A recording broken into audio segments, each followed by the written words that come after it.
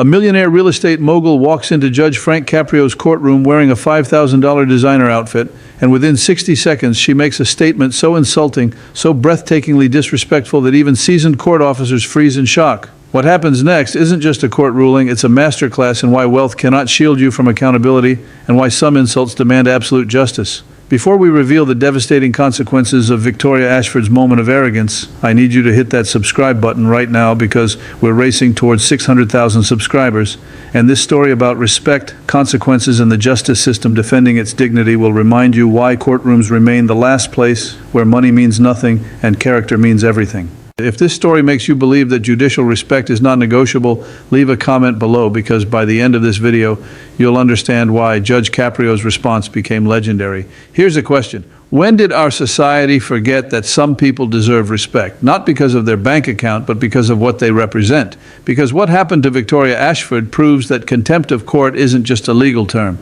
It's a line you never ever cross, no matter how many zeros are in your net worth. Tuesday morning, 9:30 a.m., Providence Municipal Court.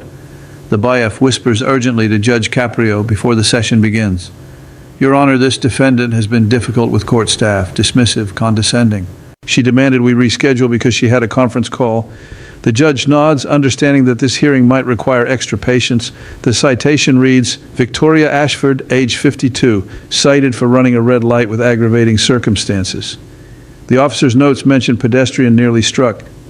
Defendant refused to provide license, stated her lawyer handles these matters. Victoria Ashford enters the courtroom like she's walking onto a stage where she's both director and star. The Valentino suit fits perfectly, tailored to emphasize success. Diamond earrings catch the fluorescent lights. Her Air Hermes handbag, worth more than most people's monthly salary, hangs from her wrist. But it's not the luxury that fills the room. It's the attitude, the way she doesn't bother looking at anyone directly, the way her phone screen glows in her hand, more important than the proceedings, the way she sighs as if this entire process is beneath her dignity. Judge Caprio looks up with his characteristic warmth, the kindness that has made him beloved by millions. Miss Ashford, good morning. Please approach the bench. Victoria walks forward slowly, thumb still moving across her phone screen. She doesn't respond to the greeting. The courtroom packed with people waiting for their own cases immediately senses something wrong. An elderly woman in the third row leans toward her neighbor, whispering concern. Miss Ashford, Judge Caprio tries again, his voice still gentle but firmer. I need your full attention. Please put your phone away. Victoria finally looks up, her expression making clear that she's doing him a favor. It's Miss Ashford, not Mrs.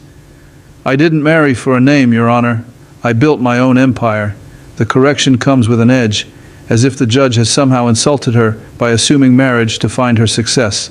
She slides the phone into her bag with deliberate slowness, the gesture saying she'll comply, but only because she chooses to, not because he asked. Judge Caprio maintains his composure. Miss Ashford, you're here regarding a traffic citation, running a red light on Benefit Street.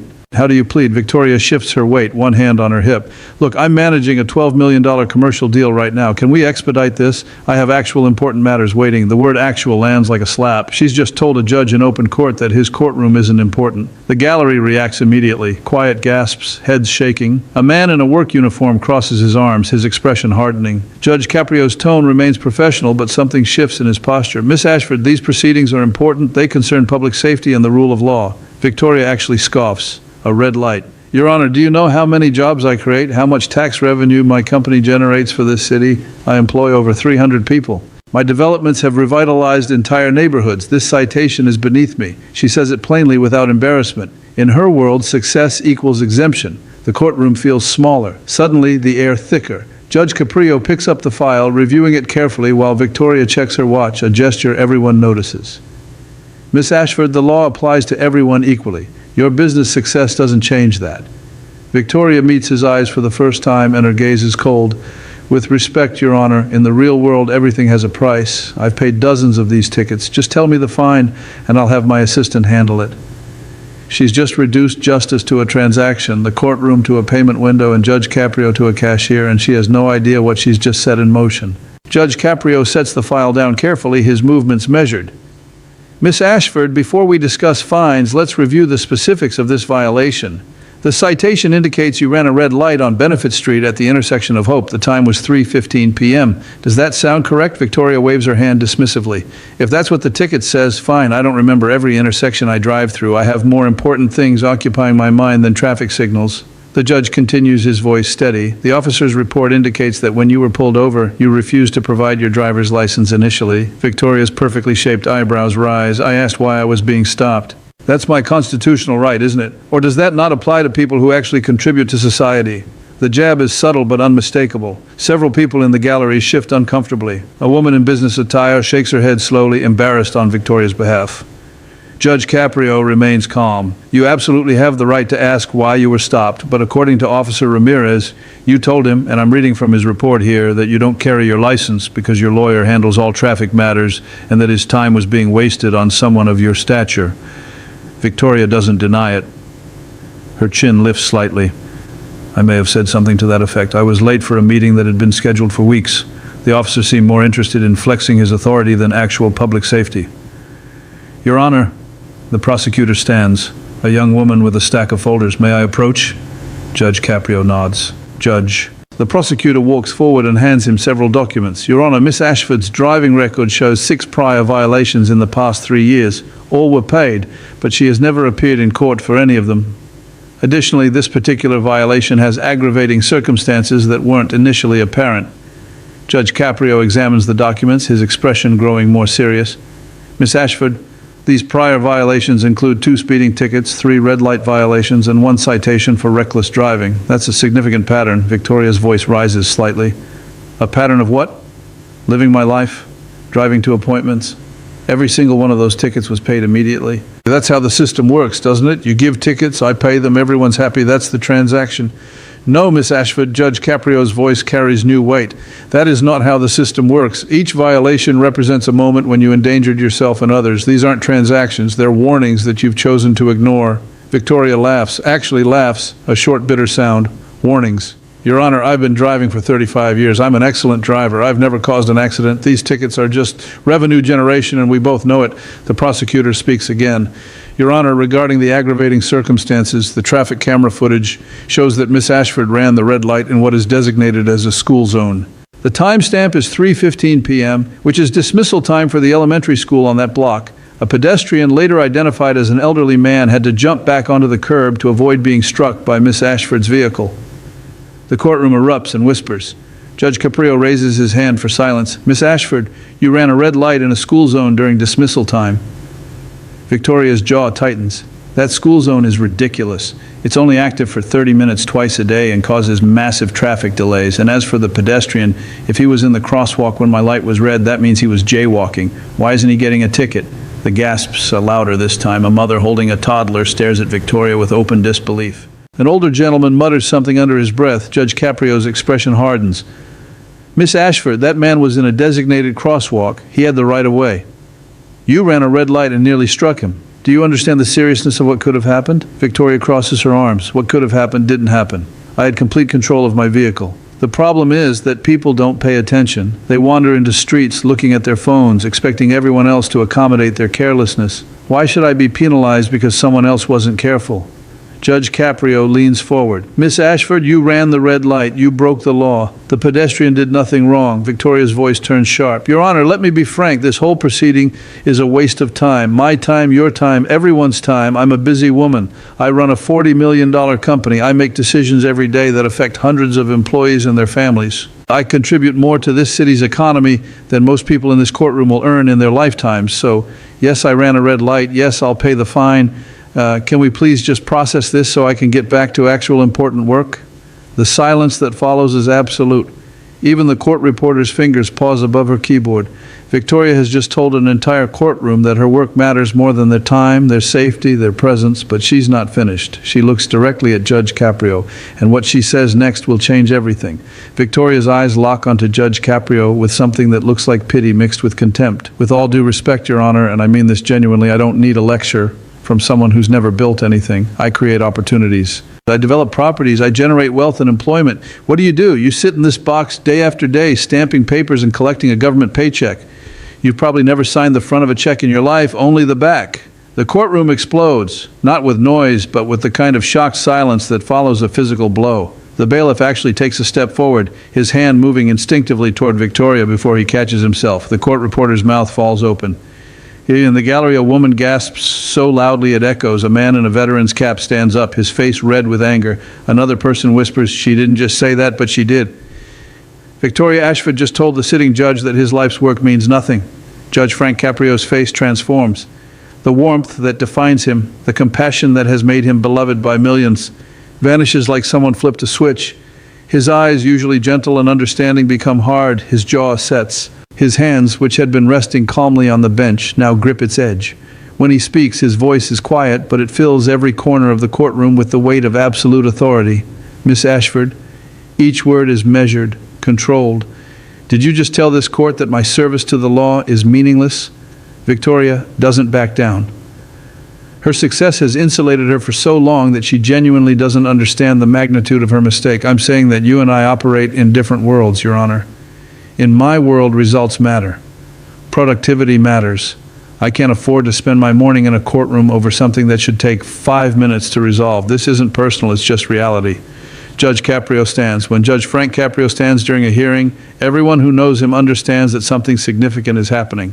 The gallery falls completely silent. Even Victoria seems to sense that the temperature in the room has dropped. "Miss Ashford," the judge's voice is still wrapped in ice, "you have just demonstrated the most profound disrespect for this court that I have witnessed in 38 years on this bench." Before Victoria can respond, a voice comes from the gallery. "Your Honor, may I speak?" Judge Caprio's eyes move to the source. An elderly man in his 70s wearing a military veteran's cap stands with the careful dignity of someone whose body has earned its aches. The judge nods. "Please, sir, state your name." "Robert Chin, Your Honor. United States Army, Korea. I've lived in Providence for 52 years and I need to say something." Judge Caprio gestures for him to continue. Mr. Chin's voice shakes slightly, but not with weakness, with controlled fury. "I sat here and listened to this woman insult you and I can't stay quiet. Your Honor, I've appeared in this courtroom 3 times over the years. Parking violations, nothing serious. Each time you treated me with respect, you listened, you were fair. You understood that I'm on a fixed income and you worked with me." Mr. Chin turns slightly, looking directly at Victoria. "Ma'am, you don't know what you're talking about. Judge Caprio has probably helped more people in this city than your company ever will. He doesn't measure his worth in dollars. He measures it in fairness, in compassion, in making sure that people like me don't get crushed by a system we can barely understand. The fact that you think money makes you better than him shows exactly who you are." The gallery erupts in applause. Not polite applause, but fierce, emphatic clapping. Several people stand. A woman shouts, "Thank you for saying it." Judge Caprio raises his hand and the room quiets immediately, but the energy has shifted. Victoria suddenly looks less confident, her arms uncross. She glances toward the door as if calculating whether she can simply leave. Subscribe to Judge Stories YTY right now if you believe respect for the judiciary is non-negotiable, because what happens next will restore your faith that justice still exists for everyone regardless of their bank balance. Judge Caprio's voice cuts through the tension. "Miss Ashford, I'm going to give you one opportunity to retract your statement and apologize to this court." Victoria's pride wars with her instinct for self-preservation. Her mouth opens, closes, opens again. Then she makes her second catastrophic mistake. "Why should I apologize for speaking the truth? You want respect? Respect is earned, Your Honor. And sitting in judgment of people who actually do things doesn't earn it. How much do you make? 80,000 a year, 90. I spend that on a weekend vacation. We are not the same."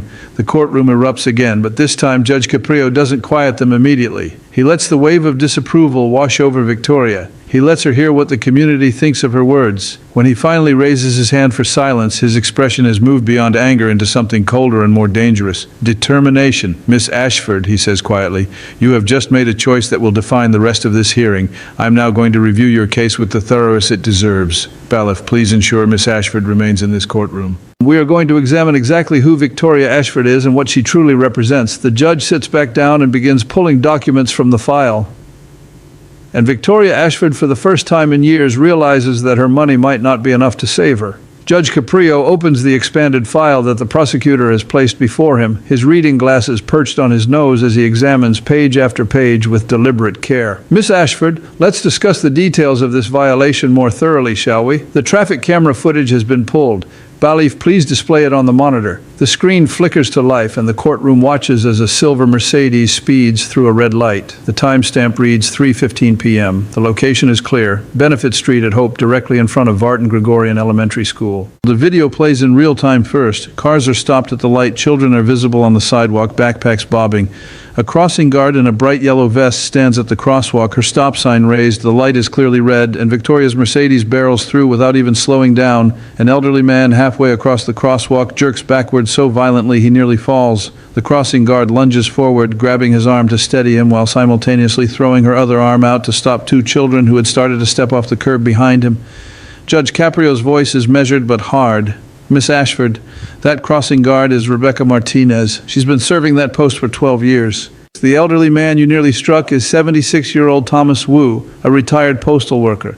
Those two children she pulled back, one is her 8-year-old daughter, the other is her nephew who has cerebral palsy and cannot move quickly. If Mrs. Martinez hadn't reacted in that split second, we might be having a very different conversation today in a very different kind of courtroom. Victoria's face has gone pale, but she tries to maintain her composure. Your Honor, I couldn't see them clearly. The sun was in my eyes. It was a split-second decision. I thought I could make it through the light. Judge Caprio rewinds the footage and plays it again, this time in slow motion. Miss Ashford, the light had been red for 3 full seconds before you entered the intersection. The crossing guard was visible. Her vest is designed to be seen from hundreds of feet away. The children were clearly present, and according to the speed calculation from the camera, you were traveling at 52 miles per hour in a posted 25 miles per hour school zone. The prosecutor stands again. Your Honor, with your permission, Mrs. Martinez is actually here today. She's been waiting to testify. Judge Caprio nods, and a woman in her 40s rises from the gallery. She's wearing her crossing guard uniform, having come directly from her morning shift. She approaches the witness stand with quiet dignity, and after being sworn in, she sits with her hands folded in her lap. Mrs. Martinez, Judge Caprio's voice softens considerably. Please tell the court what happened that day. Rebecca Martinez takes a deep breath. Your Honor, I've been a crossing guard for 12 years. I know that intersection like I know my own home. That day, dismissal time, I had my stop sign up. Mr. Wu was crossing like he does every day. He walks his granddaughter home from school 3 days a week. He was in the crosswalk, clearly visible. The light had been red for several seconds. Her voice strengthens as she continues. I saw the Mercedes coming and something told me it wasn't going to stop. I've learned to read traffic to sense when a driver isn't paying attention. But this wasn't someone not paying attention. This was someone who saw the light and didn't care. Mr. Wu was in the middle of the crosswalk when I realized the car wasn't stopping. I screamed at him to get back. He tried to move, but he has arthritis in his knees. He can't move fast. The car missed him by inches. Inches, Your Honor. She pauses, her eyes glistening. My daughter and my nephew were right behind him. My nephew, Miguel, he has CP. If I hadn't grabbed them both and pulled them back, if Mr. Wu had been 1 second slower, if any single thing had been different, I would have watched children die in front of me. Her voice breaks on the last word. That's what this case is about, not a traffic ticket, not an inconvenience. It's about the fact that someone almost killed people because they were in a hurry. The courtroom is completely silent except for the sound of someone crying quietly in the back row. Judge Caprio waits a moment before speaking. Thank you, Mrs. Martinez. Your testimony is noted. He turns to Victoria, whose face has shifted from pale to flushed. Miss Ashford, you heard Mrs. Martinez. Do you have anything to say? Victoria's voice is tight. I'm sorry she was frightened, but nothing actually happened. Everyone is fine. We're talking about what could have happened, not what did happen. You can't charge me for something that didn't occur. The crossing guard's testimony is emotional, but it doesn't change the facts. I ran a red light. That's the violation. Everything else is speculation and drama. Where are you watching from? Comment your city if you believe endangering children should carry serious consequences, because what Judge Caprio uncovers next will show that Victoria's recklessness extends far beyond one intersection. Judge Caprio's expression darkens further. Miss Ashford, Mrs. Martinez's testimony establishes the severity of your violation, but let's examine your assertion that you contribute so much to this community. Prosecutor, I see you have additional documents. The prosecutor nods and approaches with another folder. Your Honor, when Miss Ashford mentioned her company, I took the liberty of pulling public records. What I found is relevant to her character and to this court's judgment. Judge Caprio opens the new folder and his eyebrows rise. Miss Ashford, your company, Ashford Properties, is currently named in 7 active lawsuits. 3 are from former employees alleging wage theft and unsafe working conditions. 4 are from tenants claiming uninhabitable living conditions, including lack of heat, water damage, and pest infestations. Is this accurate? Victoria's composure finally cracks completely. Those lawsuits are frivolous. Disgruntled employees and tenants looking for payouts. My lawyers are handling them. This has nothing to do with a traffic violation. Judge Caprio closes the folder slowly, deliberately. Miss Ashford, you stood in this courtroom and told me that you contribute to society, that you create opportunities, that you matter more than the laws that govern everyone else. These documents tell a different story, and they tell the story of a woman who exploits the people who work for her and the people who rent from her, who believes that wealth insulates her from accountability. He opens another page. The city building inspector has issued 17 violations across your properties in the past 18 months, 17 including 3 red tag orders for immediate hazards. One of your apartment buildings on Camden Street was found to have non-functioning smoke detectors and 12 units. Another on Waterman Street had exposed electrical wiring. You weren't just negligent, Miss Ashford. You were dangerous, and yet you stand here lecturing me about contribution to society. Victoria's hands tremble as she grips the podium. Those violations were corrected. We fixed everything. The judge's voice rises for the first time. After how long? After how many families lived in danger? After how many complaints were ignored? You have the resources to maintain these properties safely, but you chose profit over people, just like you chose your schedule over the safety of children in that crosswalk. The prosecutor adds, Your Honor, I should also note that Miss Ashford's driver's license shows 2 prior suspensions that were resolved through legal channels. One for accumulation of points, another for failure to appear at a previous hearing. Both were ultimately cleared through her attorney, but the pattern is clear. Victoria snaps. My attorney handles these things because I don't have time to sit in courtrooms all day. That's what lawyers are for. Judge Caprio stands again, and this time his voice fills the courtroom with unmistakable authority. No, Miss Ashford, attorneys exist to represent you, not to exempt you from responsibility. You seem to believe that money is a shield against consequences, that your wealth makes you immune to the rules that govern everyone else, that your time is more valuable than the lives of children, the dignity of your employees, or the safety of your tenants. Today, in this courtroom, you will learn that you are wrong. He picks up his gavel, but doesn't strike it yet. Miss Ashford, the original fine for running a red light in a school zone is $500. However, given the aggravating circumstances, your speed of 52 in a 25-mile-per-hour zone, the near miss with pedestrians, including children, and your complete lack of remorse, I am increasing that fine to the maximum penalty allowed under law, which is $2,500. Victoria's eyes widen.